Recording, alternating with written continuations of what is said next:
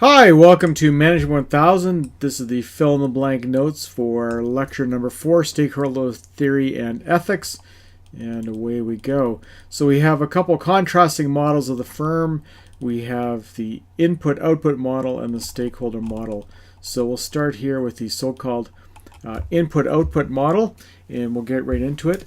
Now, one thing you should note is that on the paper version, or actually in the PDF version, the titles are already in here. You can actually search for them and things like that. And so they're actually in there in just really light gray text, although if you've printed them out, they really don't show up.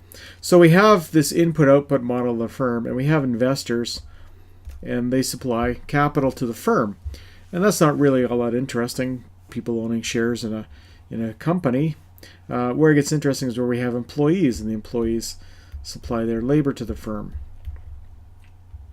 And again, this very simplistic kind of setup here might be, reminiscent of a law firm where you have the partners are the investors and the other lawyers and legal clerks and so on provide the labor. We have an input-output model, and it's much like the process thinking stuff that we did in our second lecture. So if we sort of focus on the area inside this rectangle, for example, we have suppliers, and they supply raw materials to the firm. The firm transforms those raw materials into some sort of product at the other side, and then the customers produce that product.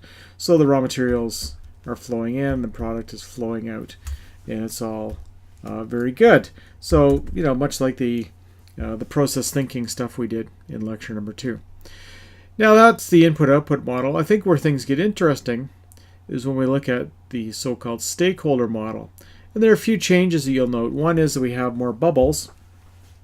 And second one is the nature of the arrows. So again, we have investors here, and investors are supplying us with capital coming in, but the firm is supplying them with dividends. So you could say, money coming back to the investors, information coming back from the firm to the investors, and so on. So there's more on this link than just dollars flowing. And again, we have our employees down here, and they are supplying their labor, of course, and the company is supplying them with a paycheck and a pension and different things like that. There's other things that are going on here, right? It's not just about exchanging your time for money, but there's a social contract. You want to work for this firm to achieve some sort of career objectives and fulfillment and different things like that. So this is, a lot of different things along this double-headed arrow.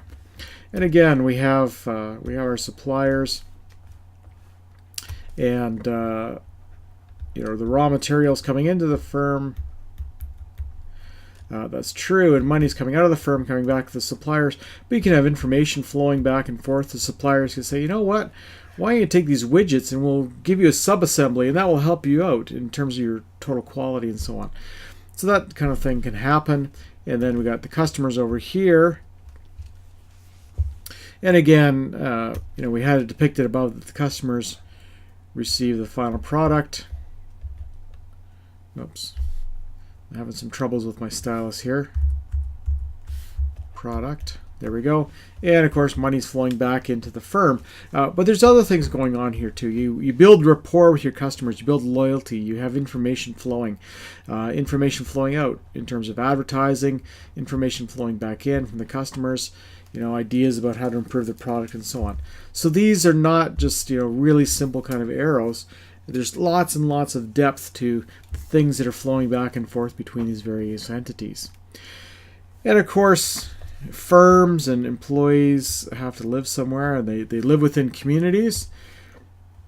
And the communities will have some vested interest. And again, information, money, taxes, tax breaks, whatever it might be flowing around. And if you have communities of different people, you will inevitably have political groups, and I'm not talking like organized political parties, I'm talking about groups that have particular interests.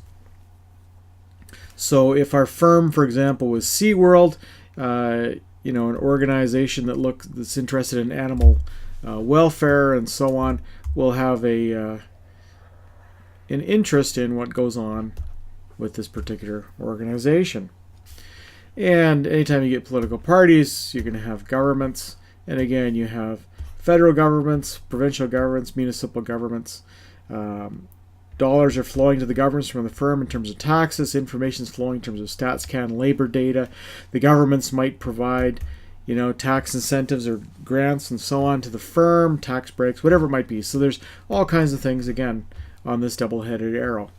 And depending on the nature of the industry, there may be some trade associations. So you can get all of the car manufacturers together, for example, and they can form a trade association. You have information flowing, and then they can try to influence the government. And one of the things we talked about in the slides that's not in these notes is who's primary, who's secondary kind of stakeholder. So investors would be primary, and employees would be primary, and customers would be primary, and suppliers would be primary, and you could argue that the communities could be primary as well. And then you have these other organizations, and they're somewhat secondary, so we'll give them a different color. Right, so government is a secondary stakeholder. Political groups, secondary, they have less of a stake than some of these other organizations. And there's other things that you could draw on here. For example, draw another bubble, call it the media. What relationship does the media have with the firm? If the firm is a publicly traded company, they're going to need to supply the media with information, share price information, what's going on in the company.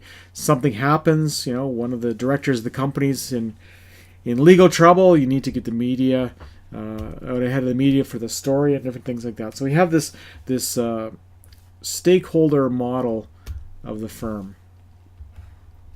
That's this second model here. And then again, we go through the notes, talk about the definition of stakes, stakeholders, and there's varying levels of stakes and stakeholders. So if the firm is here, right, and you're an owner of the firm, you've got an ownership stake. If you're an employee, say,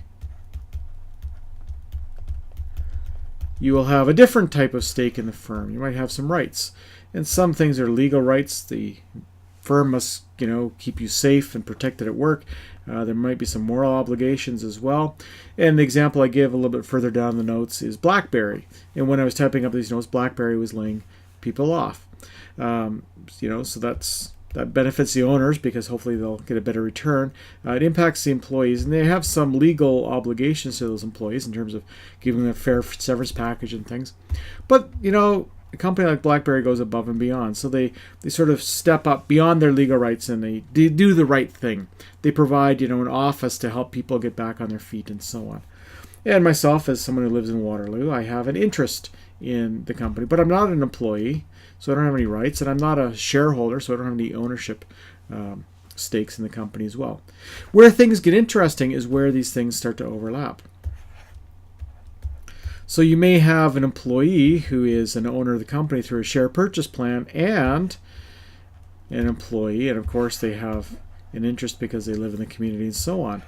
So which of these stakes comes into play at a particular time? And this is especially important with you know, senior executives, right? So you have a senior executive who has a large ownership stake or perhaps a large bonus coming from the company, right? And then they have to make the decision to lay people off. And how do you balance these conflicting ideas? So I think we'll leave it there for the stakeholder theory, and we'll talk more about stakes and legitimacy and so on in the second video.